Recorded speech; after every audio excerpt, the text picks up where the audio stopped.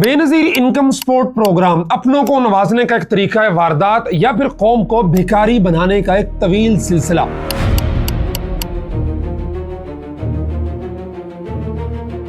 Finally حکومت کے ایک اپنے رکن وزیر اعظم شہباز شریف کے مشیر برائے سیاسی امور رانا ثناءاللہ صاحب نے ایک تلخ حقیقت بیان کر دی ہے۔ جی نیوز کے پروگرام کیپٹل ٹاک میں بات کرتے ہوئے رانا ثناءاللہ کو کہنا تھا کہ بے نظیر انکم سپورٹ پروگرام کا لوگوں کو بھکاری بنانے کے علاوہ کوئی فائدہ نظر نہیں آ رہا۔ انکم سکیم کو روزگار سکیم میں تبدیل کرنا، لوگوں کو ہنر مند بنائے۔ ایک دفعہ 10,000 یا 15,000 3 ماہ دینے کی بجائے ان کو آپ بھرپور ایک بندے کو اگر 50,000 بھی دینا پڑتا ہے دے، اسے 6 مہینے بعد فارغ کریں، وہ جا کے اپنا روزگار کمائے، دوسرے کو دینا شروع کریں۔ یہ 750 ارب روپیہ ہے، اس کا جو ہے وہ آؤٹ پٹ کیا ہے؟ کچھ بھی نہیں۔ انہوں نے صاف الفاظ میں اعتراف کیا کہ پنجاب کی حد تک وہ وثوق سے کہہ سکتے ہیں کہ اس پروگرام کا ڈیٹا درست نہیں ہے، اس میں بہت زیادہ کرپشن ہے، اس سے کوئی فائدہ نہیں ہوا اور اس سے ملک میں غربت بھی ختم نہیں ہوئی۔ انہوں نے یہاں تک کہہ دیا کہ اگر کسی اور صوبے نے اسے جاری رکھنا ہے تو رکھے، لیکن ہمیں پنجاب میں اس کا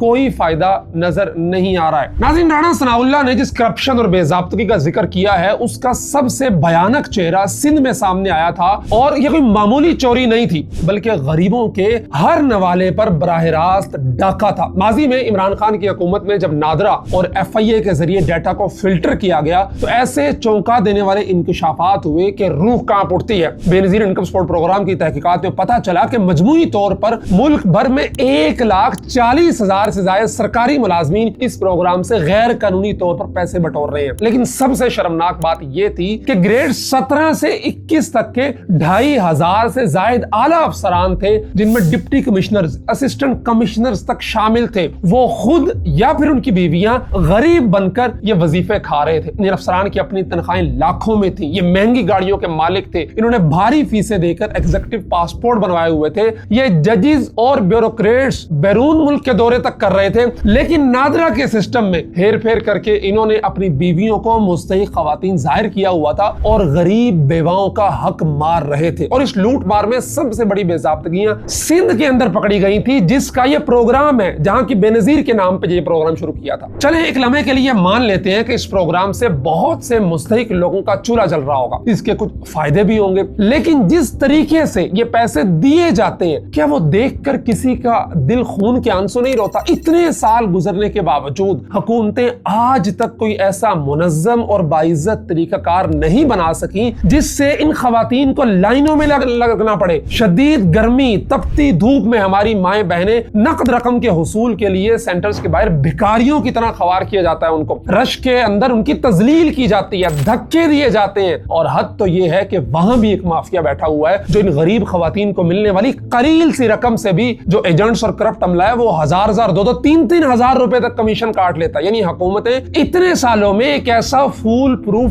ڈیجیٹل سسٹم نہیں بنا سکی ہیں جہاں غریب کی رقم بغیر کسی کٹوتی اور بغیر کسی تذلیل کے سیدھی اس تک پہنچ سکے۔ یہ امداد نہیں بلکہ 1 کروڑ سے زائد لوگوں کو مستقل بھکاری بنانے اور ان کی عزت نفس کو کچلنے کا ایک منظم طریقہ بن چکا ہے۔ ناظرین، بات کرتے ہیں اس پیسے کی جو پچھلے 5 سال میں بے نظیر انکم سپورٹ پروگرام پہ پانی کی طرح بہایا گیا ہے۔ ہمارے پاس اس کا بالکل ایگزیکٹ ڈیٹا جو سرکاری طور پہ اویلیبل تھا بجٹس کا، وہ موجود ہے۔ مالی سال 2021-22 میں اس پروگرام پہ 235 ارب روپے خرچ کیے گئے ہیں۔ اسی طرح 2022-23 میں بجٹ میں اضافہ کرتے ہوئے 404 ارب روپے بسپ کے لیے منتخب کیے گئے تھے، جبکہ 2023-24 میں اس پروگرام کے لیے 471 ارب روپے کا ریکارڈ بجٹ منظور کیا گیا تھا۔ 2024-25 کے مالی سال میں یہ بجٹ مزید بڑھا کر 598 ارب روپے کر دیا گیا، اور موجودہ مالی سال جو تقریباً ختم ہو چکا ہے اس میں حکومت نے 21% کا اضافہ کرتے ہوئے 722 ارب روپے لوگوں کو بھکاری بنانے پہ خرچ کیے۔ یعنی اگر ہم ان پچھلے 5 سالوں کا مجموعی بجٹ نکالیں تو یہ کل رقم بنتی ہے 2,450 ارب روپے، یعنی 2.5 ٹریلین روپے۔ یہ وہ خطیر رقم ہے جو پچھلے 5 سالوں میں صرف کیش بانٹنے پر لگا دی گئی ہے، قوم کو भिखारियों की तरह जो है ना लाइनों में लग के दिया गया। अब सोचने का मकाम ये है कि अगर ये 2,500 अरब रुपए जो लोगों में चंद हजार करके बांटे गए हैं उनको खैरात का आदी बनाने के लिए, तो उसके बजाय मुल्क की तकदीर बदलने पर यह लगाया जाता तो आज पाकिस्तान कहां होता। नाज़रीन, पाकिस्तान में एक औसत साइज की जदीद टेक्सटाइल मिल, IT पार्क या फिर मैन्युफैक्चरिंग फैक्ट्री लगाने पर 2 से 3 अरब रुपए की लागत आती है। अगर हम इस 2,500 अरब रुपए को इंडस्ट्री लगाने पर खर्च करते तो पाकिस्तान में 800 से 1,000 नई और बड़ी फैक्ट्रियां लगाई जा सकती थी। अगर एक फैक्ट्री में सिर्फ 2,000 लोगों को भी मुलाजमत मिलती है तो 20 लाख से जायद खानदानों को मुस्तकिल, पायदार और बाइज्जत रोजगार मिल सकता था। वो खानदान जो आज इमदाद के लिए लाइनों में खड़े हैं, वो हर महीने इज्जत के साथ अपनी तनख्वाह घर लेकर जाते, अपने बच्चों को अच्छे स्कूलों में पढ़ाते, उनका मयारे जिंदगी बदलता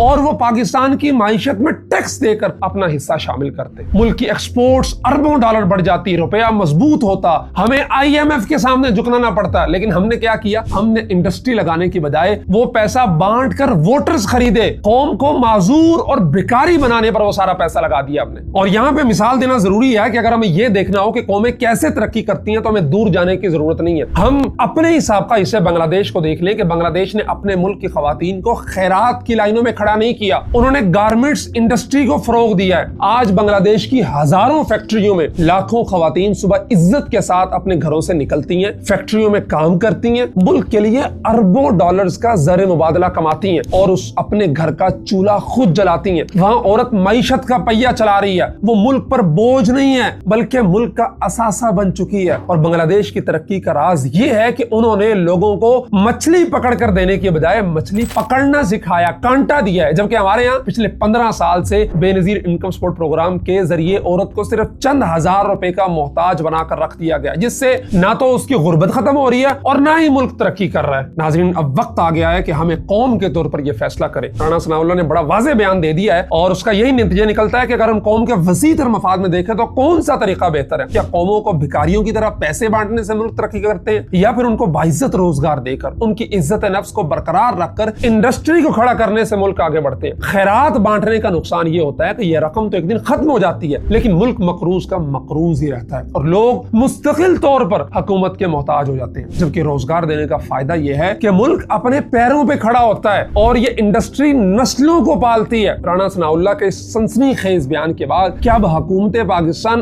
अपनी पॉलिसियों पर नजर सानी करेगी? क्या इस 5 साल में दिए गए 2.5 ट्रिलियन रुपए के बजट को आइंदा आने वाले 5 साल में किसी प्रोडक्टिव काम में इस्तेमाल किया जाएगा? आपकी इस बारे में क्या राय है? और क्या बेनजीर इनकम सपोर्ट प्रोग्राम को चलते रहना चाहिए, बंद कर देना चाहिए, या पैसा फैक्ट्रियों लगाने पर खर्च करना चाहिए? किस चीज पे खर्च करना चाहिए? कमेंट बॉक्स के अंदर अपनी राय का इजहार जरूर कीजिएगा। जज़ाकुमुल्लाह खैर। अस्सलाम वालेकुम व रहमतुल्लाहि व बरकातुहू।